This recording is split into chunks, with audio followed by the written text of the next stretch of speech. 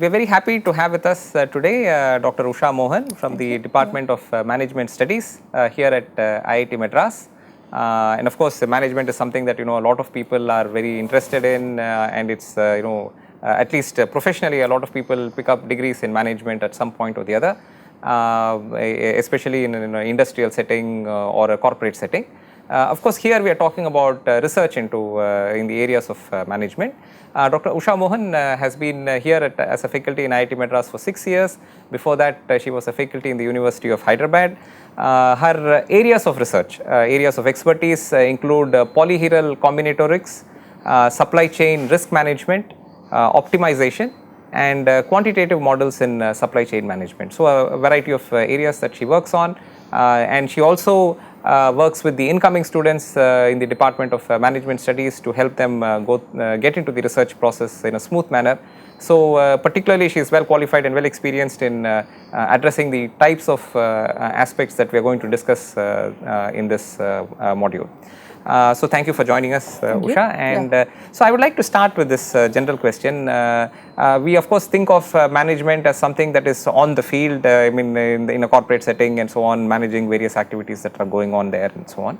But in terms of research, are there areas of research in your field which are considered traditional areas of research, which have been there for a long time, where maybe there's a lot of literature out there that people can refer to? Yeah, see, I think at this point of time I need to mention that our parent department was the humanities and sciences, social sciences. So the Department of Management Studies was born out of this parent department. So even prior to the research from the Department of Management Studies, a lot of our faculty, senior faculty, were associated with the humanities department. And if you look at the traditional areas of research at that point of time, were mainly people who came from an industrial engineering background. We did have finance and HR. And this branched out now into 6 areas of functional areas of management once the Department of Management Studies was born. So you can put the traditional areas, one into organizational behavior, human resources management. The next is financial management, and third would be marketing. The fourth is operations and production management. The fifth is systems, information systems, and then a sixth area which we call as integrative management, where basically a lot of interdisciplinary within the management studies is addressed to. So these are the traditional areas in 6 functional silos. Okay. Now if I look at each silo in organizational behavior and human resources, the typical problems they address are motivation, job satisfaction, and they look how to come up, they understand organizational citizenship behavior, and this is the work-life balance. These are the type of problems they address. In financial, it has been typically investment analysis, then they look at commodity price modeling, financial risk analysis, etc. Marketing, it has been analysis of advertisement and media with market segmentation, consumer behavior. These have been the traditional areas of research. Operations and production management, I think this owes a lot to the industrial engineering and industrial management background with which the senior faculty came in, with problems which were mainly focused on resource scheduling algorithms, coming up with facility planning, transportation and network problems. I am talking about the traditional areas, and I think very soon we will be talking about the new areas of research also. Information systems, again analysis of ERP systems, effectiveness of information systems, and in integrative we are trying to come up with modeling and analysis of virtual organizations, knowledge management processes. These have been the traditional areas. Okay, great. That's a very elaborate and detailed layout of what is happening in the general field of management studies in terms of research and so on. And as you mentioned, like with engineering, I presume that even with management, there are areas of research that are considered relatively recent in terms of their, the way people have given attention to it and so on, maybe the last 5-10 years and so on. So what sort of areas are there in that context? Yeah, again you can see that as I mentioned that typically I'll start with the operations. Operations has been more an industrial engineering and production engineering motivated operations management. And over the last 5 to 6 years, we have seen the shift towards more quantitative modeling, and where the methodologies have been more game theoretic methodologies. So we have both contributions to game theory, and we have more game theoretic models, like people have been talking about incentive mechanisms and understanding business situation, typically supply chain situations from game theory point of view, game theoretic modeling. How do you model certain situations using game theory? Now again, in marketing, digital marketing is the new area, and we have faculty who have been working in digital marketing as well. Sorry. And then after sustainability being an important issue, so we have faculty who are working in sustainability.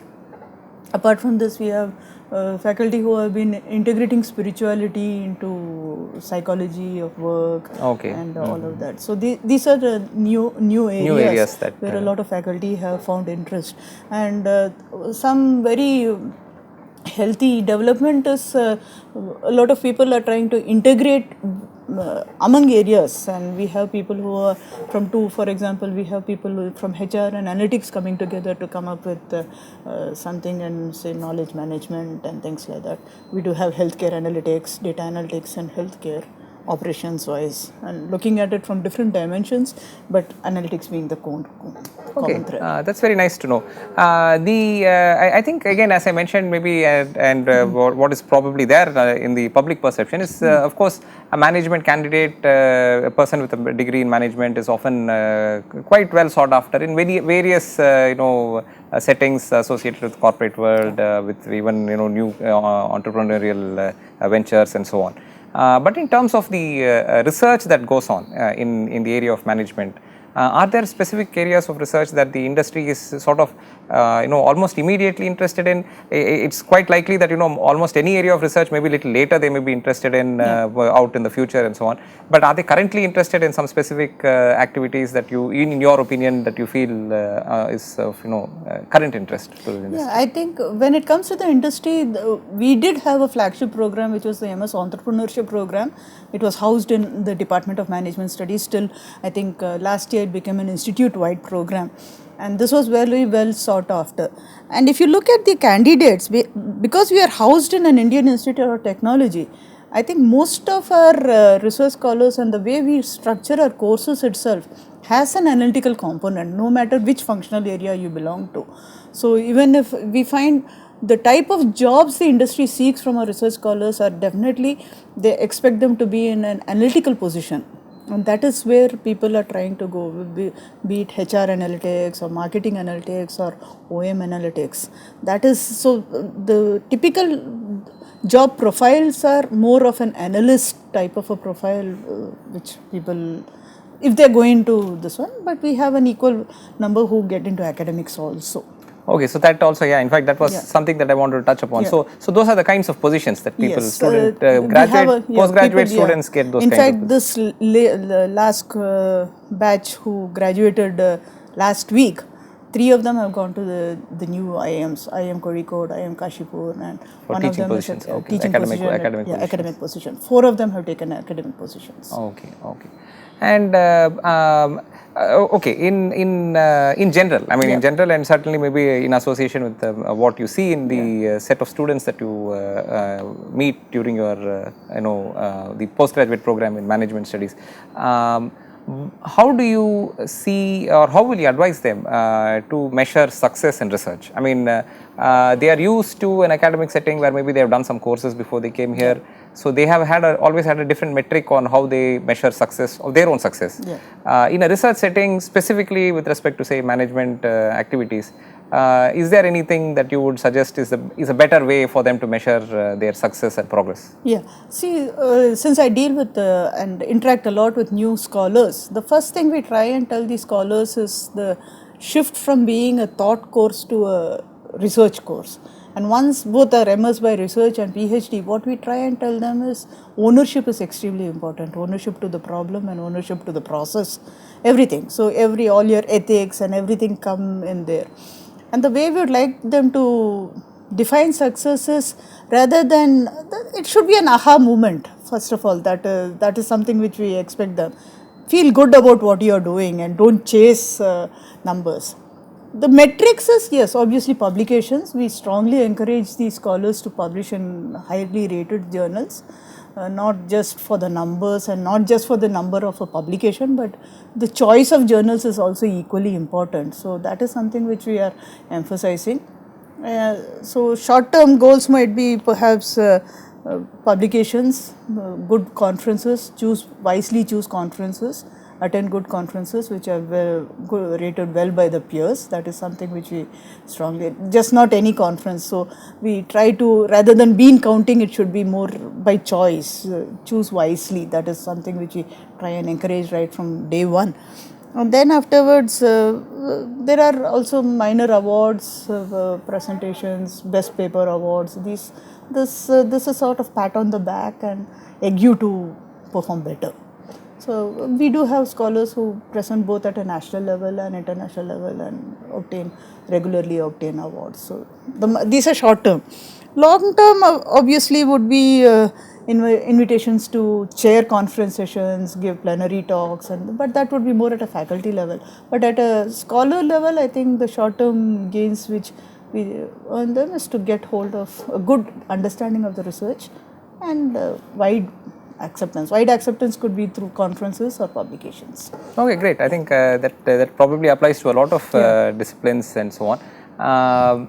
Maybe on a mundane note, when we were talking of measuring research, success in research and so on, I think the transformation from student life as an undergraduate student to a postgraduate student life, there's a lot of activity associated with the group that makes a big impact in how successful the student is in their research career. So in this context, what do you think is a good guideline for how often a student should be meeting their advisor or guide, and how does it maybe change with time, or what is your opinion on this? Yeah, I think we can put it as different stages of research. The initial stage is anything between meeting the guide once a fortnight to once a month, because what we have done in our department now is we have strengthened the course structure. The way we have strengthened the course structure is because Department of Management Studies, unlike other core engineering disciplines where you get a core MTech to get into a PhD, we get a more diverse audience, we get a more diverse group who want to do a PhD in management studies. Now to address this, we have come up with a three-pronged course structure in which we have prescribed three courses which form the core research. So any scholar who is graduating from the Department of Management Studies has to take 3 courses, earn the credits, of which there are 3 courses which are core. The core is a research methodology, which is against which sort of, it's the making of a researcher, which introduces a researcher to what is expected out of a researcher. How do you deal with problems and all of it. It's a methodology course. Of course, we have separate functional areas research methodology, but this is a broad thing. The other is data analysis for research, because we believe that no matter what is your functional area, you should have a knowledge of data analytics. And the third thing, which is academic writing. So it is making of a researcher, a methodology course, and how do you present your research. So this is what we have termed as the core curriculum.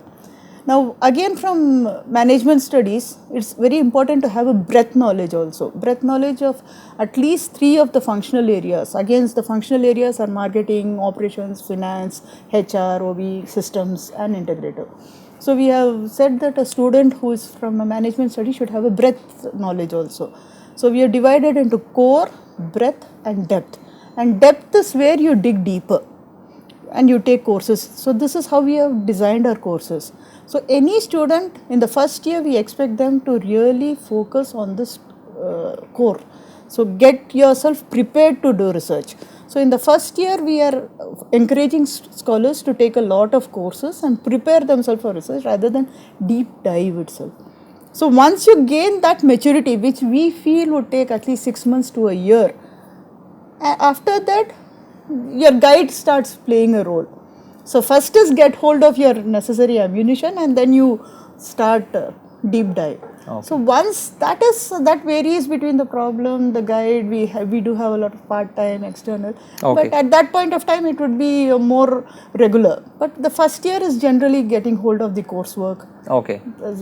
preparing you to be a good researcher. We'd rather put the making of a researcher is the first year is spent for that, and then the frequency keeps increasing. So at your literature review, it would become fortnightly, then it would become to a month, then it would be fortnightly to a week, and then the thesis writing stage, perhaps the thing would become much more frequent. Okay, great. Nice to know these insights. So maybe I'll conclude with this little bit of a general question. Sure. What are your words of advice for an aspiring student who wants to do postgraduate study in management, an aspiring postgraduate student for management studies? The first thing is, I think for any researcher, the key quality we look is passion. If a person is not passionate about the research, I don't think any researcher would survive, because a person with passion, it will keep the fire alive, ignite your passion. So that is something which I think one of the key qualities we look for, because the research is, it's not time bound. It can take anything between 3 to 6 years. So that you should be willing to, you should have both the robust nature and you should have the tenacity to overcome hurdles and look for better things, positivity. These are qualities, attributes which you look for.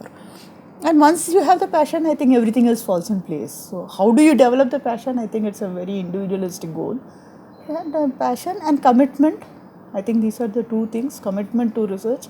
These are the two main things which I feel. And once you have the passion, I think everything else falls in place. That's what I would feel. But is there any thing that you feel that is maybe specific to management in this, or this is a See, management studies, I think it is very important that we articulate what the business needs are in terms of abstract. Okay, fine. Because nobody is going to define that for us. Okay. And the minute that is the idea that is, there's a business requirement. Are we going to articulate that into, so the first transformation happens when you are articulating or translating a business or a decision need, you are abstracting that into an academic environment. You are working in that academic environment. So all that thing, whenever you're working, so you need to constantly see that you're not doing it just for the abstract nature, but then after that it should lead to something meaningful. And again, the last stage is to whatever you developed in the abstract world, you'll have to get back to the business. Okay. I think these two things are equally important. How are you translating a business need to abstract, and how are you going to represent it in the business world? Okay. And once that becomes, then your research becomes meaningful in a management setup. Okay, great. So thank you, Dr. Usha, for joining us and sharing so much of insight into a field that maybe especially engineers may be not very familiar with. There's a lot of curiosity always about management studies and so on. So I thank you very much for joining us and sharing this. Thank you.